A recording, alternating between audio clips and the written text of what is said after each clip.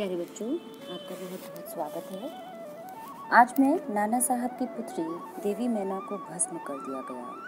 यह आपकी क्षितिज पुस्तिका का 5वें नंबर का पाठ है और इसकी लेखिका हैं चपला देवी और पाठ की विधा है रिपोर्टाज। रिपोर्टाज क्या होता है, जिसमें आप इसे रिपोर्ट शब्द से ही बना है। आप रिपोर्ट को ऐसे समझ सकते हैं, मान लीजिए कहीं पर कोई घटना घटी, कहीं पर कोई बाढ़ आई, फ्लड आई, ठीक है। अब जो रिपोर्टर है वो वहाँ फ्लड जहाँ पर आई है उस जगह पर जाएगा और वहाँ कितने लोग मरे और कितने सामान का नुकसान हुआ, उसका एग्जैक्ट फिगर जब आपको वो न्यूज़ के माध्यम से देता है तो वो रिपोर्ट कहलाता है। लेकिन जैसा कि हम न्यूज़, आजकल की जो न्यूज़ है वो एक्चुअली रिपोर्ट नहीं है, रिपोर्टाज का ही आधुनिक रूप है, जिसमें हम घटना के साथ पिछले और आने वाले और लोगों के राय और अपने पॉइंट ऑफ व्यू को जब एक्सटर्नल या एक्स्ट्रा चीज़ों को भी, रिसोर्सेज को वो इस्तेमाल करते हैं हम तक इंफॉर्मेशन देने के लिए, सूचना को पहुंचाने के लिए, एग्जैक्ट फिगर के साथ में वो अन्य चीज़ें भी जब हमें देते हैं तो वो रिपोर्टाज कहलाती है। अब उसको कलात्मक ढंग से प्रेजेंट करना, उसमें और चीज़ों की भी जानकारी देना, वो विधा कहलाती है रिपोर्टाज। ये जो पाठ है रिपोर्टाज स्टार्टिंग में यानी कि शुरुआत में कैसे लिखे जाते थे उसका एक एग्जाम्पल है। अब तो आप देखते हो कि बहुत सारी चीज़ें हैं जो न्यूज़ में हम साथ के साथ में देखते जाते हैं, पिछली फुटेज भी देखते हैं, आगे अगर घटना हुई तो यही इतने इससे ज़्यादा नुकसान होगा और पैनल बैठता है चर्चा के लिए और जो रिपोर्टर है वो भी बड़े अच्छी तरह से अपनी खबर को पेश करती है। तो कलात्मक ढंग से और बहुत सारी एडिशनल चीज़ें उसमें जोड़कर जब बात को कहा जाए तो वो विधा हो जाती है रिपोर्ट से रिपोर्टाज। यहाँ पर ये जो पाठ है अपने आप में बड़ा विशेष महत्व रखता है। 1857 की जो पहली क्रांति हुई थी भारत में अंग्रेज़ों के विरुद्ध, वो असफल रही थी और उस क्रांति को कुंवर सिंह, रानी लक्ष्मीबाई, धुंधुपंत नाना साहेब, बहुत तात्या टोपे और मंगल पांडे, ये बहुत सारे ऐसे स्वतंत्रता सेनानी थे जो इस लड़ाई को देश के अलग अलग हिस्सों से लड़ रहे थे। चूँकि ये आंदोलन विफल हो गया तो अंग्रेज़ों का जो क्रोध था वो इन स्वतंत्रता सेनानियों पर टूट के पड़ रहा था और बिठूर में उनका महल था। कानपुर से वो लीड कर रहे थे और जब वो हार गए वो तब वहाँ से अंग्रेज़ उनको मारने के लिए उन्हें ढूंढ रहे थे और ये घटना वहीं से जुड़ी हुई है। उनकी इकलौती बेटी थी मैना। अंग्रेज़ इतने नाराज़ थे नाना साहेब से, और नाना साहेब का पूरा नाम था धुंधुपंत नाना साहेब। तो यहाँ पर उनसे और उनकी बेटी से जुड़ी घटना को इस पाठ में संजोया गया है।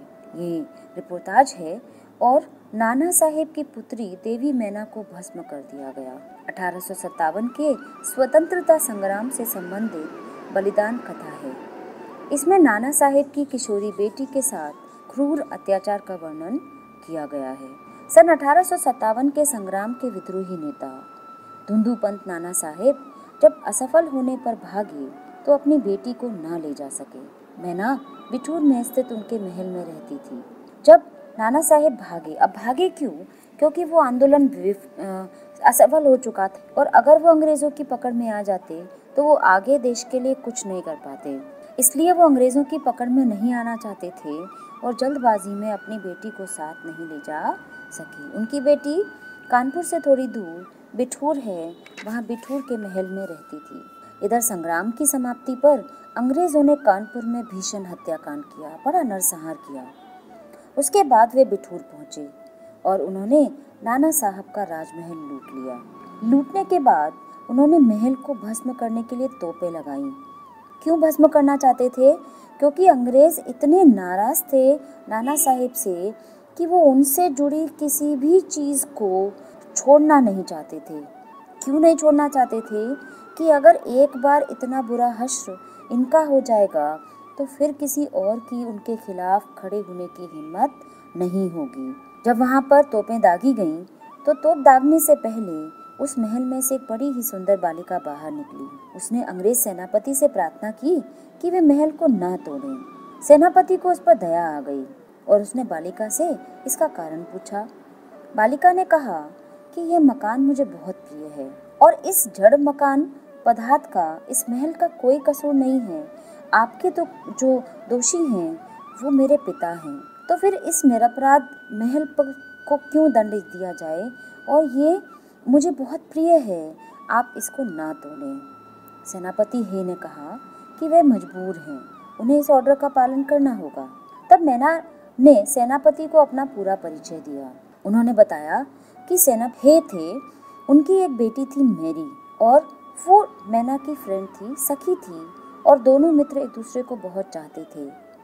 मैना की मृत्यु हो चुकी थी कि कुछ पत्र उनके पास अभी भी सुरक्षित थे, और सेनापति हे भी मैरी की तरह ही मैना को भी बेटी की तरह प्यार करते थे, और वो भी मैरी की मृत्यु पर बहुत दुखी हुई थी। जब याद आया तो वो पहचान गए, अरे तुम तो नाना साहेब की बेटी मैना हो। सेनापति हे ने मैना पर दया दिखाई। मैना की बातें सुनकर उन्हें सब याद आ गया। उन्होंने कहा कि मैं सरकार की आज्ञा नहीं टाल सकता, परंतु तुम्हारी रक्षा का अवश्य प्रयत्न करूंगा।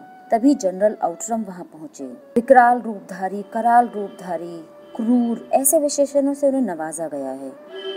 उन्होंने बिगड़ कर पूछा कि नाना साहब का महल क्यों नहीं तोड़ा गया।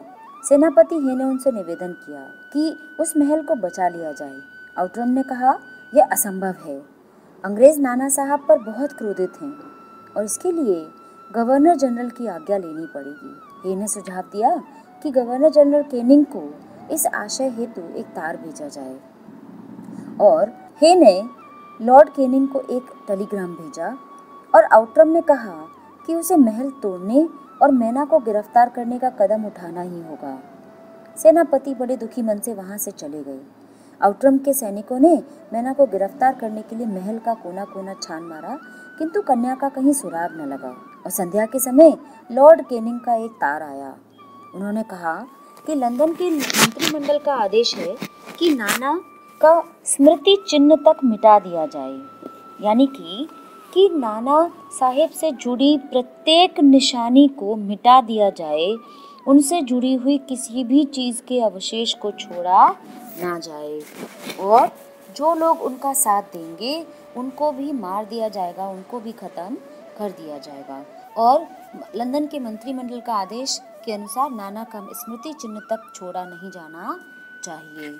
और यह आदेश पाकर आउटरम ने नाना साहब के राजमहल पर तोप के गोले बरसाए, और घंटे भर में ही उसे मिट्टी में मिला दिया। उस समय के टाइम्स पत्र में एक खबर छपी थी कि जब आउटरम का तार गया था लंदन, तो वहाँ के हाउस ऑफ लॉर्ड्स में जनरल हेग के ऊपर एलिगेशन लगाते हुए, उनके चरित्र पर इल्ज़ाम लगाते हुए उनके इस तार की बहुत हंसी उड़ाई गई। कहा गया कि पूरे जीवन इस नौकरी को, अंग्रेज़ों की अच्छे से कार्य को करते हुए जनरल हे अब बुढ़ापे में अपने एक छोटी सी महाराष्ट्रियन बालिका पर मुग्ध होकर अपने कर्तव्य से विमुख हो रहे हैं। यहाँ पर, जबकि यहाँ बेटी मानते थे वो, यहाँ पर इस तरह इतने क्रोधित थे अंग्रेज़ कि वो ये भी शिष्टाचार भूल गए कि किसके लिए क्या बोल रहे हैं। तो जनरल हे को और मैना को लेकर बहुत सारी ऐसी बातें कही गई, वहाँ पर बहुत उनकी हंसी उड़ाई गई, और कहा गया कि बड़े कलंक की बात है, लगता है सर हे बुढ़ापे में उस महाराष्ट्रियन कन्या के सौंदर्य पर मोहित हो गए हैं। वास्तव में नाना साहब का कोई भी संबंधी जहाँ भी मिले उसे मार डाला जाए, और उनकी कन्या को भी हे के सामने ही फांसी पर लटका दिया जाना चाहिए। आधी रात के समय मैना नाना साहेब के राजमहल के खंडरों पर बैठकर रो रही थी। आउटरम की सेना भी पास ही ठहरी थी। कुछ सैनिक उसका रुदन सुनकर वहां पहुंचे। मैना बस रोए चली जा रही थी, कोई उत्तर नहीं देती थी। तभी जनरल आउटरम वहां पहुंचे और मैना को पहचान गए। उसने मैना को गिरफ्तार कर लिया, और मैना ने प्रार्थना की कि उसे कुछ समय दिया जाए। वह जी भरकर रोना चाहती है, परंतु पत्थर हृदय आउटरम ने, ये विशेषण है जो उनके लिए इस्तेमाल किया गया आउटरम के लिए, उसे यह अनुमति नहीं दी। उसे हथकड़ी पहनाकर कानपुर के किले में कैद कर दिया गया और मैना की क्रूर हत्या कर दी गई। अगले ही दिन महाराष्ट्र का एक जो समाचार पत्र था बाखर, उसमें एक खबर छपी। कल कानपुर के किले में नाना साहेब की इकलौती कन्या मैना को धधकती हुई आग में जलाकर भस्म कर दिया गया। भीषण आग में जलती हुई अनुपम कन्या को देखकर सब लोगों ने उसे देवी समझकर प्रणाम किया। अगर हम अखबार की खबर को सच माने तो यहाँ पर अंग्रेज़ों ने महल के साथ मैना को भी जलाकर राख कर दिया। चूँकि इस छोटी बालिका का कोई दोष नहीं था, तो हो सकता है अगर इस खबर को वो ओपन कर देते तो और भी उनके खिलाफ विद्रोह की ज्वाला सख्त हो जाती, क्योंकि किसी निर्दोष बच्ची को आग में जला देना ये घोर जघन्य अपराध है जो अंग्रेज सैनिकों ने किया। तो उन्होंने इस खबर को छिपाया। उन्होंने कहा कि कानपुर की जेल में एक आग से दुर्घटना हुई और उसमें नाना साहेब की इकलौती बेटी मैना जलकर मर गई। लेकिन सच्चाई ये थी कि देवी मैना को महल के साथ ही जला दिया गया था। इस तरह से लोगों ने उसको देवी मानकर प्रणाम किया। हम राष्ट्र के आंदोलन में सिर्फ वही स्वतंत्रता सेनानी भाग नहीं लेता, बल्कि उसका परिवार पूरी तरह से उसमें भागीदार होता है, क्योंकि कोई भी व्यक्ति परिवार की सहायता के बगैर कोई काम नहीं कर सकता। तो यहाँ परिवार का परिवार देश की आग में समर्पित हो गया। प्रश्नोत्तर पे आती हूँ। बालिका हे ने सेनापति हे को कौन कौन से तर्क देकर महल की रक्षा के लिए प्रेरित किया? वो कहती हैं कि पहले तो अंग्रेजों के विरुद्ध शस्त्र उठाने वाले दोषी हो सकते हैं, किंतु यह महल दोषी नहीं है। आपके कसूरवार, आपके दोषी मेरे पिता हैं, तो आप उनको दंड दें। इस महल ने आपका कुछ नहीं बिगाड़ा है। और दूसरा कि ये महल मुझे बहुत प्रिय है। मेरा पूरा बचपन इस महल में गुजरा है। मेरी बहुत सी यादें इस महल से जुड़ी हुई हैं। मैना जड़ पदार्थ मकान को बचाना चाहती थी, पर अंग्रेज उसे नष्ट करना चाहते थे। क्यों? मैना उसी राजमहल में पली बड़ी थी, उसी में उनके बचपन की, पिता की, परिवार की यादें समाई हुई थी। इसलिए वह जड़ मकान उनके लिए भरी पूरी जिंदगी के समान था। वह उसके जीवन का भी सहारा हो सकता था, इसलिए उसे बचाना चाहती थी। और अंग्रेजों के लिए वह राजमहल उनके दुश्मन नाना साहिब की निशानी था, और वो इतना क्रोधित थे उनके ऊपर कि वो उनकी हर निशानी को मिट्टी में मिला देना चाहते थे, ताकि देश में फिर कोई अंग्रेजों के विरुद्ध आवाज ना उठा पाए। अगला प्रश्न, सर थॉमस हे के मैना पर दया भाव के क्या कारण थे? सर थॉमस हे स्वभाव से ही दयालु स्वभाव के थे, और वो सब पहचान गए थे कि मैना उनकी बेटी जो मर चुकी थी मैरी की सहेली है, और वो भी उसे बेटी की तरह प्रेम करते थे। और यहाँ पर मैना को देखकर अपनी बेटी की यादें भी उनके मन में तरोताज़ा हो गईं, और उनकी मैना की बातें उनको ठीक लगी कि इस मकान ने कुछ नहीं बिगाड़ा है, और कोई भी घर मकान किसी के लिए एक पूरी ज़िंदगी हो सकता है, जिसमें उसका बचपन, उसके माता पिता, उसका पूरा वजूद जुड़ा होता है। तो कहीं ना कहीं सर थॉमस हे उस मैना के जो इच्छा थी उनका सम्मान करते थे, इसीलिए वो दया भाव दिखा रहे थे।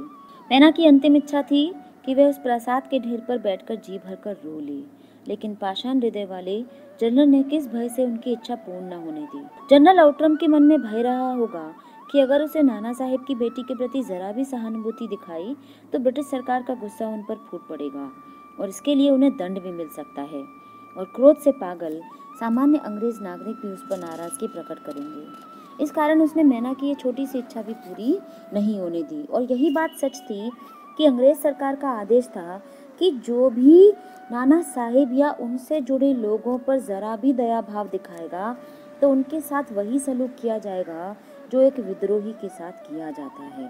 बालिका मैना के चरित्र की कौन कौन सी विशेषताएं आप अपनाना चाहेंगे और क्यों? आप बहुत सारी विशेषताएं हैं कॉमा करके लिख सकते हैं, और बाद में वह निडर है, उसे देश प्रेम है, वीरांगना है, स्पष्टवादी है, मातृभूमि से प्रेम करने वाली है, सत्य बोलने वाली है, बलिदानी है, और त्याग की भावना रखती है, पिता के प्रति प्रेम भी रखती है, राष्ट्र के प्रति भी प्रेम रखती है। तो ये बहुत सारे बिंदु हैं जो आप कॉमा करके लिख सकते हैं, और बाद में आप इनमें से कौन सी चीज़ है जो अपनाना चाहेंगे। वो निडर बालिका है, डरती नहीं है।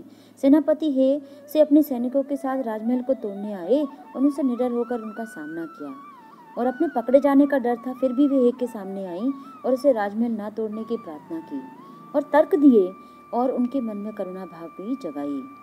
देश प्रेम, मैना को अपने राजमहल से, अपनी मातृभूमि से प्रेम है, और उसके टूटने का वह दुख सहन नहीं कर पाती, इसलिए वह टूटे महल पर रो लेना चाहती थी।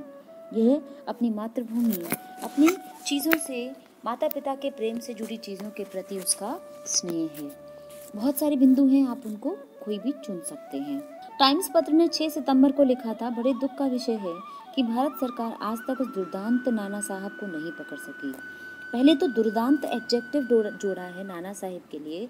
दुर्दांत का मतलब हुआ जिसका वो अंत बहुत बुरी तरह से करना चाहते थे, उसको नहीं पकड़ सकी। इस वाक्य में भारत सरकार से क्या आशय है? यह उस समय की भारत सरकार है जो ब्रिटिश शासन के अंतर्गत चलने वाली थी, तो यह ब्रिटिश शासन ही उस समय भारत सरकार कहलाएगा। नाना के स्मृति चिन्ह को मिटा डालने का क्रूर आदेश किसने दिया और क्यों?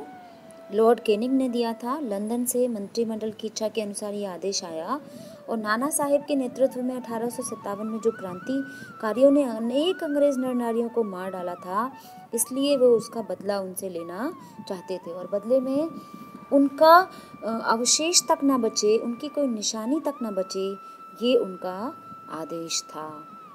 इस पाठ में किस घटना का वर्णन किया गया है?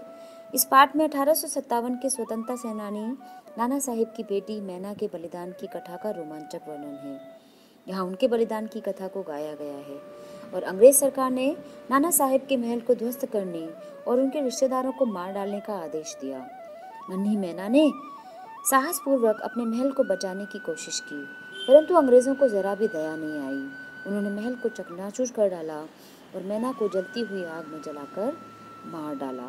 आपको एक प्रश्न बहुत ध्यान रखिएगा, अगर इसमें ये आए कि बाखर पत्र में अगले दिन कौन सी खबर छपी थी, तो आप बुक में जो दिया है आप बिल्कुल उसी को ही लिखेंगे, उसमें कोई बदलाव नहीं करेंगे।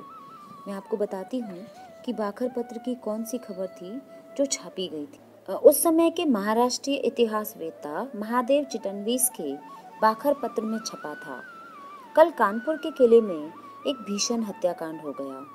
नाना साहिब की एकमात्र कन्या मैना धधकती हुई आग में जलाकर भस्म कर दी गई। भीषण अग्नि में शांत और सरल मूर्ति उस अनुपमा बालिका को जलती देख सबने उसे देवी समझकर प्रणाम किया। ये वो खबर है जो बाखर पत्र में छपी थी। ये प्रश्न अगर आता है तो आपको ऐसा ही आंसर पूरा बुक वाला पार्ट ही उसमें लिखना पड़ेगा। उम्मीद है आपको पाठ का सार समझ आया होगा, प्रश्नोत्तर भी समझ में आए होंगे। बहुत बहुत धन्यवाद, बहुत बहुत आभार।